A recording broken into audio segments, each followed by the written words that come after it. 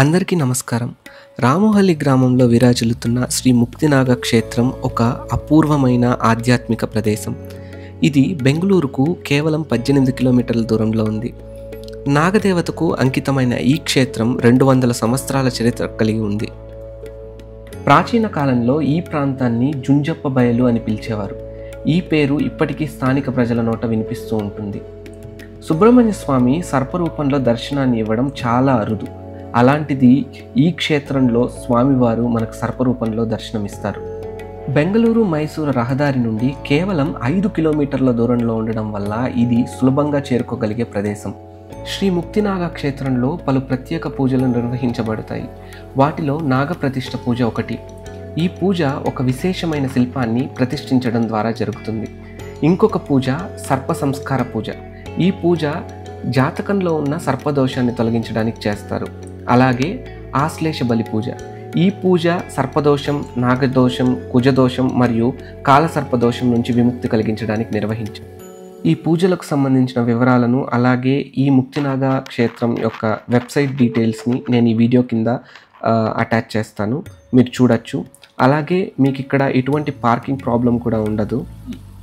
ముందుగా మనం టెంపుల్లోకి ఎంటర్ అయిన వెంటనే మనకు శ్రీ లక్ష్మీ నరసింహస్వామి ఆలయం కనిపిస్తుంది. సో ఇక్కడ మనం లక్ష్మీ నరసింహస్వామిని దర్శించుకోవచ్చు. మేము వెళ్ళిన టైంలో అయితే ఇక్కడ అన్ని చిన్న దేవాలయాలు, ఉపాలయాలన్నిటికీ తాళం వేయబడి ఉండడం వల్ల మేము దర్శనం చేసుకోలేకపోయాము.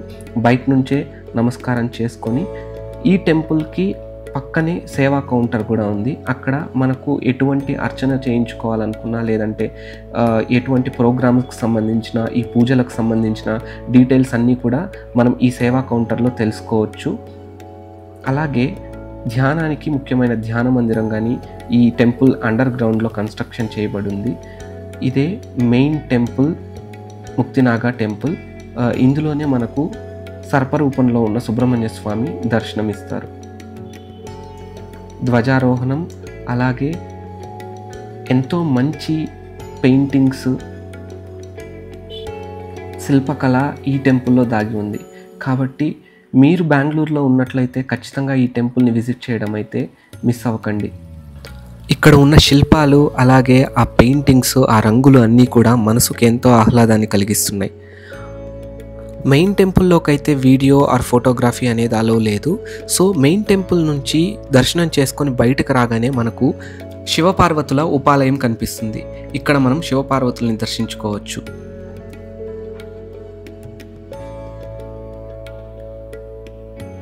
ఇలా రంగురంగుల ముగ్గులు, అలాగే ఈ ఆలయానికి చుట్టూ ఉన్న రాతి స్తంభాలతో కూడినటువంటి ప్రాకారము చూడడానికి ఎంతో కన్నుల విందుగా అనిపిస్తుంది. ఇక్కడ కాసేపు కూర్చున్న ఎంతో ప్రశాంతతను అనుభవించవచ్చు. అలాగే ఇక్కడ గోపురం కన్స్ట్రక్షన్లో ఉంది. ఇదే మెయిన్ ఎంట్రన్స్గా ఇంకొన్ని రోజుల్లో స్టార్ట్ చేయబోతున్నారు. అలాగే ఎంతో అందంగా ఉన్న ధ్వజారోహణం, శిల్పకళతో దాగినటువంటి మెయిన్ టెంపుల్. ఈ క్షేత్రంలో ప్రతి సందర్శకుడికి ఒక ప్రత్యేక అనుభవం లభిస్తుంది. ఆధ్యాత్మిక శాంతి కోరుకునేవారు ఇక్కడికి రావడం తప్పనిసరి. నాగదేవతకు అంకితమై ఉన్న ఈ క్షేత్రం నాగుల చవితి, సుబ్రహ్మణ్య షష్ఠి వంటి ప్రత్యేక పండుగల సమయంలో భక్తులతో సందడిగా ఉంటుంది. ఆలయ పూజల ప్రక్రియతో పాటు ఇక్కడ ప్రకృతి సౌందర్యం కూడా సందర్శకులకు ఆకర్షిస్తుంది. ఇది భక్తుల ఆధ్యాత్మిక ప్రయాణానికి మాత్రమే కాకుండా ప్రకృతిని ఆస్వాదించడానికి కూడా అనువైన ప్రదేశం. మీకు అవకాశం ఉంటే శ్రీ ముక్తినాగ క్షేత్రాన్ని సందర్శించండి. ఈ పవిత్ర స్థలంలో మీ ఆధ్యాత్మిక అనుభవాలను మరింత సమృద్ధిగా ఆస్వాదించండి.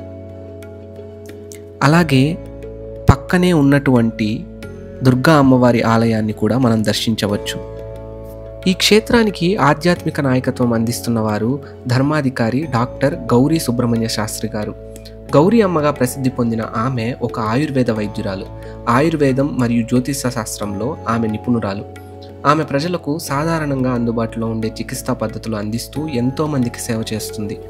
ఆలయ పరిపాలనలో ఆమె కీలక పాత్ర పోషిస్తుంది. ఇక్కడ గౌరీ అమ్మ ఆధ్వర్యంలో పలు ఉచిత వైద్య శిబిరాలు నిర్వహించబడతాయి. ఈ శిబిరాలు ఆరోగ్య సమస్యలతో బాధపడుతున్న ప్రజలకు ఎంతో ఉపశమనం కలిగిస్తున్నాయి. లోపలున్న ప్రధాన ఆలయం, అలాగే ఆ ప్రధాన ఆలయం చుట్టూ ఉన్న ఉపాలయాలను దర్శించుకుని బయటకు వచ్చిన తర్వాత మనకు దగ్గరలోనే 2-3 ఆలయాలు ఉన్నాయి. అక్కడ మనకు ఈ నాగ ప్రతిష్టలతో కూడినటువంటి నాగ దేవతను మనం దర్శించవచ్చు. పక్కనే మనకు శ్రీ ఆది ముక్తినాగస్వామి సన్నిధి కూడా ఉంటుంది. అక్కడ ఆ స్వామి వారిని కూడా దర్శించుకోవచ్చు. ఇక్కడ చేసినటువంటి పూజలన్నీ కూడా నాగప్రతిష్టలతో సంబంధించినవి కాబట్టి ఆ నాగప్రతిష్టలన్నింటినీ ఇక్కడ పెట్టి వాటికి పూజలు జరిపిస్తున్నారు ఈ దేవాలయ సంస్థ వారు. మీరు కూడా ఏదైనా పూజ వివరాలు లేదా పూజ ఏదైనా చేయించుకోవాలి అని ఉంటే ఖచ్చితంగా ఈ వీడియో కింద డిస్క్రిప్షన్లో ఈ పూజలకు సంబంధించిన డీటెయిల్స్ అన్నిటిని కూడా యాడ్ చేయడానికి ట్రై చేస్తాను.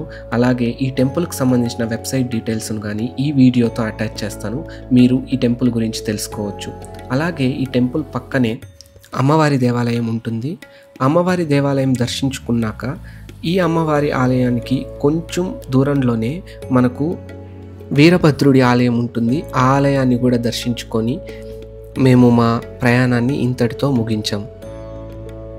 మీరు కనుక నా ఛానల్ని సబ్స్క్రైబ్ చేసుకోకుండా ఉంటే ఖచ్చితంగా సబ్స్క్రైబ్ చేసుకోండి. అలాగే లైక్ చేసి షేర్ చేస్తారని ఆశిస్తున్నాను.